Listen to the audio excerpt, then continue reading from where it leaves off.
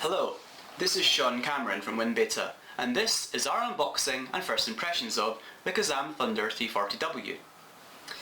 Now, as you can see, even despite the fact that it's quite a small device, it comes in a very big box. And now opening it, you can see the device itself. It's very small. I'm also holding it upside down. Power it on. You can see the screen. The fact that it's very round, and also the fact that it's silver, although we'll come back to this later.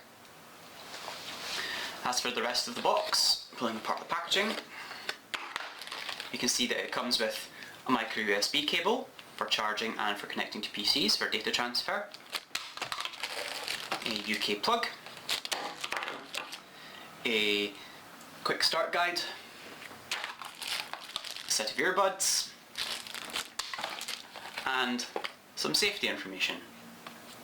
Now, with the boring bit over, we can get back to the device itself.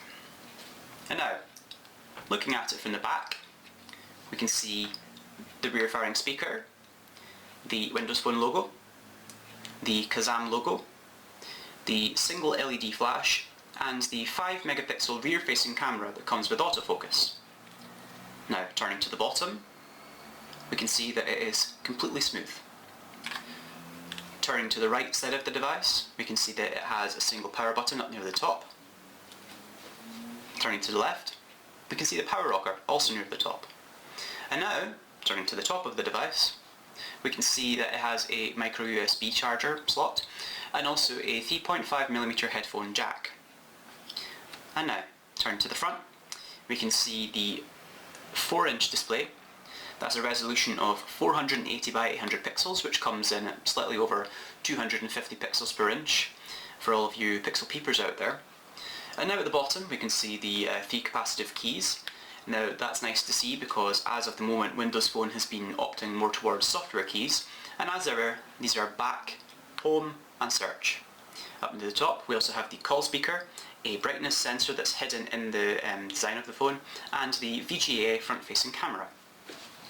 Now, powering the device on, we can see the screen is reasonably bright, and now flicking it up and down, left to right, throughout the OS, you see the responsiveness is not earth-shattering, but reasonable. Now, keeping everything chugging along is a quad-core Snapdragon 200 processor backed up by 512 megabytes of RAM, which is a combination we've seen before, although the RAM was doubled in other instances, such as with the Lumia 435. And now I've used this device for a few days now, and I found that general performance is okay, although there is one small issue, and that is with the screen itself actually. Now, I think it is something to do with the fact that it might be quite a cheap unit. Given that this phone cost £75, I wasn't expecting miracles, but having paid a similar price for the Lumia 520 a little while ago, I have to say that text entry on this typing is not great at the best of times. Now, as you'll see, there's one I did earlier, but typing itself, in most instances, the screen lags a bit behind you, but in this instance it's actually not so bad. But generally, I've had many situations where the screen has been 6 or 7 keystrokes behind me, which has meant that the fine line between being witty and wonderful and having a rather delightful looking word salad was breached on more than one occasion. So understandably, given that text entry is a big part of the modern smartphone experience, that was not particularly impressive, I have to say. Now, as for the rest, games performance, well, this isn't a machine you're going to be playing games on, really. I mean, you'll get some smaller titles to run okay, but things like basically anything more powerful than Subway Surfers is going to struggle. And in general use, it's okay. Now, as for the rest of the device, I'll show you under the hood. That is to say, peeling the back off. Now, getting the back off can be tricky, but there's a small wedge here you can see that you can put your finger in. So just pulling that out, and we can see the innards of the device. Now you'll see the 1500 milliamp hour battery, the dual SIM slots, and that's not micro SIM or nano SIM but actual SIM slots. So you know, if you have a phone that's older than say 2010, then you're going to be quid SIM with this. And the micro SD card slot. And now, as regarding build quality, it's reasonably okay, it doesn't flex too much, but I did notice an issue with the micro SD card slot, which is actually quite annoying. Now, there isn't any way to lock this little door, so when your micro SD card and slot is in there, it's not really protected. Now, I'll try to show you, I don't know if it'll work on camera, but you'll see that the micro SD card slot, the little door just flies open. You know, it just flies up. And now, when you open the device, you had better be prepared for that, especially if you have your micro SD card slot in, even, because it will come flying out, and that's a guarantee. In my case, it landed in the back of my sofa. Now, there's finding a needle in a haystack, and there is finding a micro SD card in a sofa, and it took me half an hour. It's not something I would recommend, but I digress. Now, popping the back on, clicking it into place.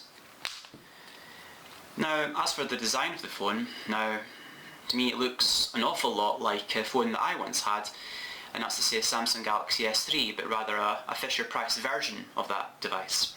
It has the same rounded look, but it's taken that to an extreme. It has the same brushed effect gloss plastic, which is actually reasonably nice in the hand.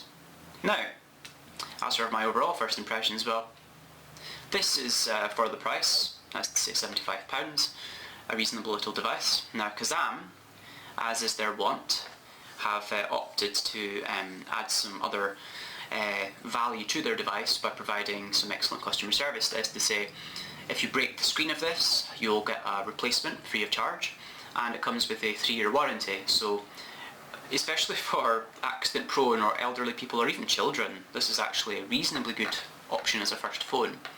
Now, overall, I find it kind of middling, but you'll have to wait for the full review to get my final thoughts in the matter. And now, well, that's it. So, we'd like to thank Clove Technologies for providing this review unit. If you would like to purchase your own KAZAM Thunder 340W, or indeed any other smartphones, you can do so at Clove Technologies UK. And if you'd like to keep up with the latest and greatest Microsoft news, you can do so at winbeta.org, and you can follow us on Twitter at winbeta.org.